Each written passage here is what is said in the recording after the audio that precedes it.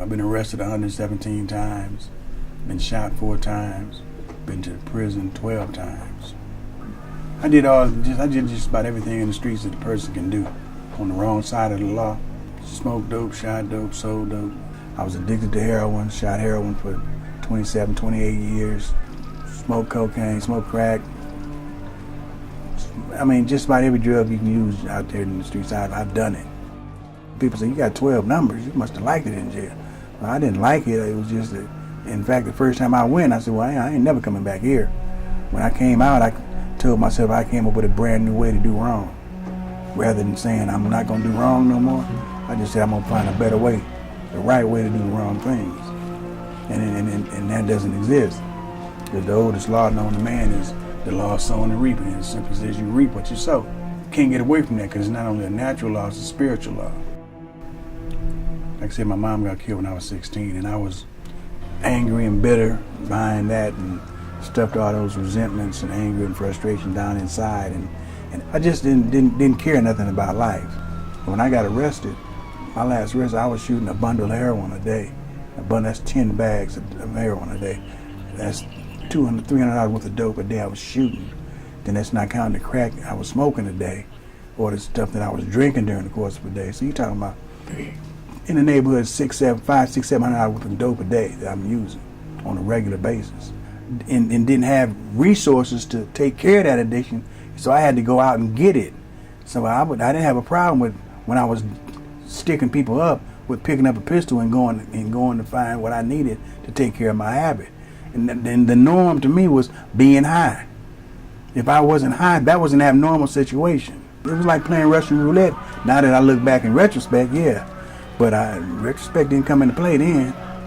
You know, the last time I got shot in the back and in the head with a 9mm. 9mm. I was paralyzed on the right side, and the doctor told my family that I'd be paralyzed and brain damaged for life.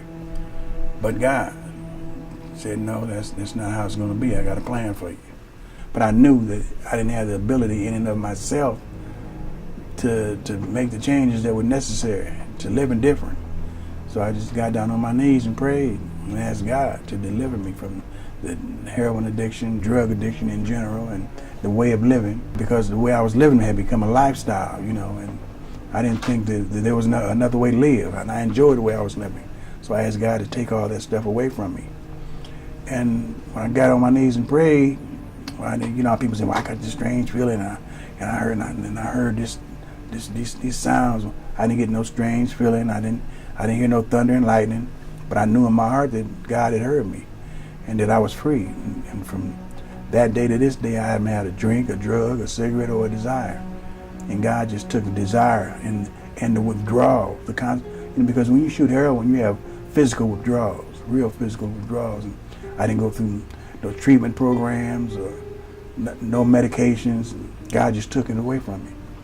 And so I knew it was God, because I knew, having through past experiences of not having heroin at one point in time, what you went through. And when I realized that, hey, I didn't have to go through no withdrawals, no withdrawal symptoms, or none of that. It's got to be God, you know. And so I made a commitment, like, hey, I'm gonna work for you now. No matter what road you might travel in life, you know, God can use you. In my case, you know, I bear witnesses to the awesomeness of God. I don't need nobody to tell me about Jesus or what he can, what he can't, because I know, you know, through my experience that God is God. God is who he says he is, and he can do what he says he'll do. And all the promises of God are ours, but God requires something in return. You can't just raise your hand and say, yeah, I accept Christ, and life changes. You know, it's like you got to put the work in. And the word tells us that it should be all of our desire is to emulate Christ. And part of emulating Christ is to be forgiving and recognize when you wrong someone. So when I see people that I've done something against, you know, I ask them to forgive me, because and they'll tell me, they'll stop me even when I get started. Hey, man, like just seeing you like you are today, man, that's enough for me, you know. And how can I not be grateful and thankful for what God has done? So He's called me to go back into where he delivered me from. When I go to the prisons, I just let him know, hey, look, this is where I come from. I was in blue just like you. When I made a decision to turn my life and my will over to the care of Christ, he came into my life and he picked me up, set my feet on a rock, and established my way. Hi, my name is Michael. I'm an addict. No, my name is Michael, and I'm a servant of the Lord. I'm a soldier in God's army. How can I stand up and tell you that I'm an addict when the Word tells me, therefore, if any man be in Christ, he's a new creation? How can I be new if I keep clinging to the old? How can I say that the Son of Man set me free, but I still claim what he set me free from? I name where my strength comes from. And I let them know that I didn't get recovery. I got delivered.